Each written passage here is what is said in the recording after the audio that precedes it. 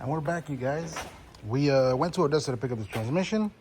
Jaws Auto Parts. Hit him up. Odessa, Texas. Justin is super cool dude. So we picked that up. We took this off, cleaned it up a little bit. It's not as pretty as this one, but it works, unlike this one. So got it cleaned up. I'm gonna bring it in, pop the transmission mount on it, torque converter, the fittings for the transmission cooler. I have to drop the pan. Justin actually asked me to drop the pan on this one, and he said if it looks horrible, that he would probably get one hot shot, another one that he's got hot shotted out to me, so I won't have to go pick it up. That's pretty cool. So anyway, let's take care of that, get this thing back up there, start getting this thing buttoned up.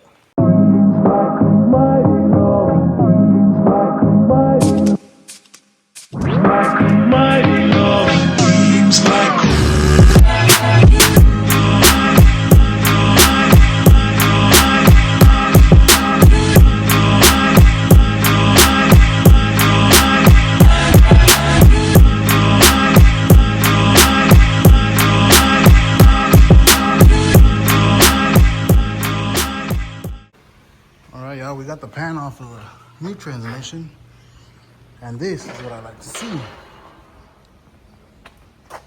Compare this to the other one. Oh, dude, look at this.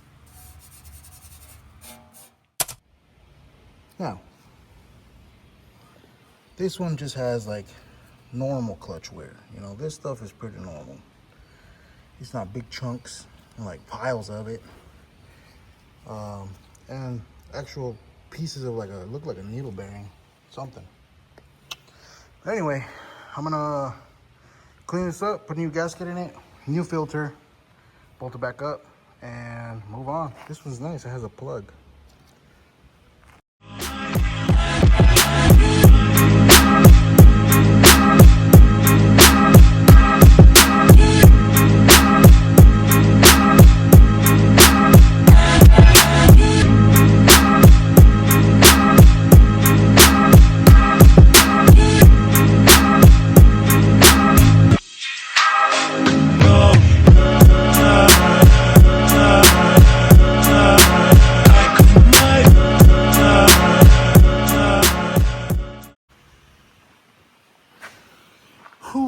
All right, we got everything back in, good to go. Now, I went ahead and plugged the wiring in, the oil pan. I didn't have the correct filter for this one, so I'm gonna have to go pick it up from O'Reilly's and take the old one back, and I'll replace it before we put fluid in it. But for now, let's finish up this wiring. But yeah, everything looks very promising on this one now, so let's get it. All right, so we got some of this wiring laid out.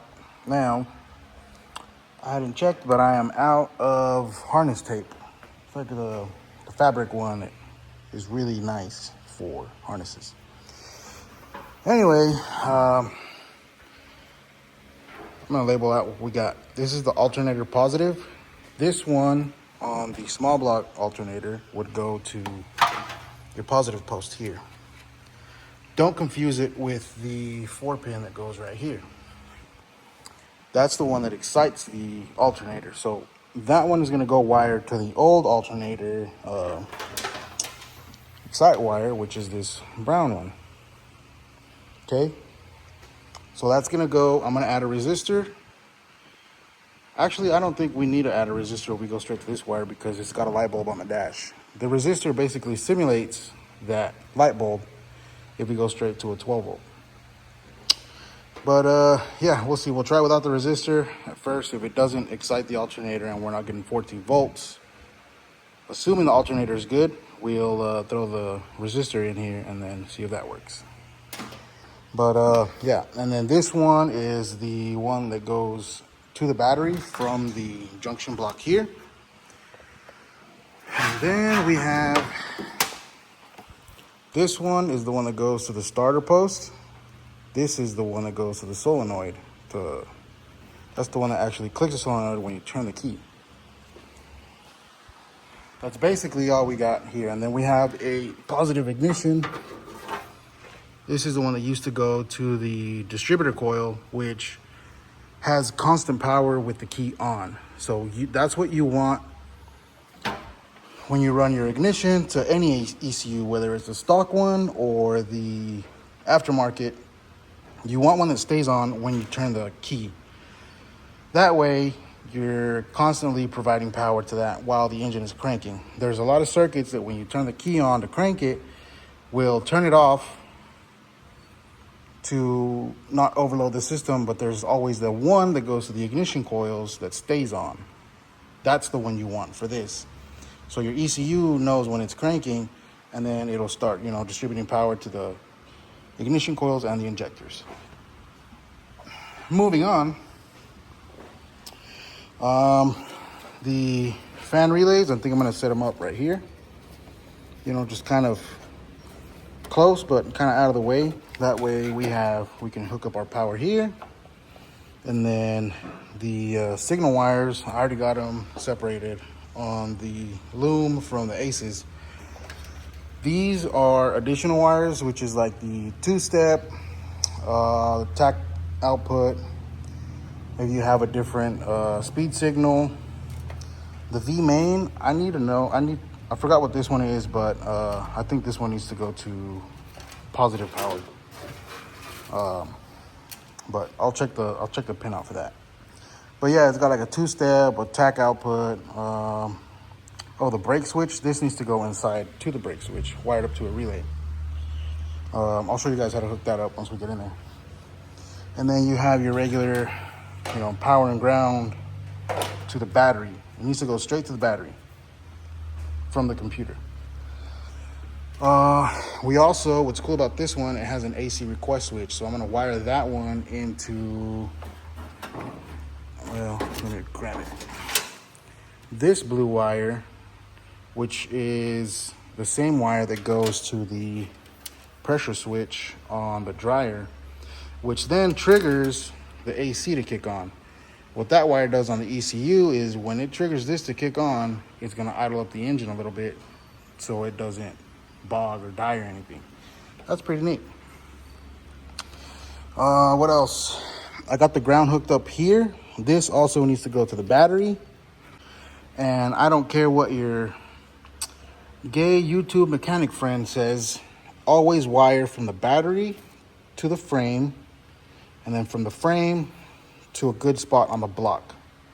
You always want your engine grounded because your ignition coils go grounded to the head. Your head pulls the ground from the block. So the block has to be grounded to the chassis, and then from the chassis it needs to go to the battery.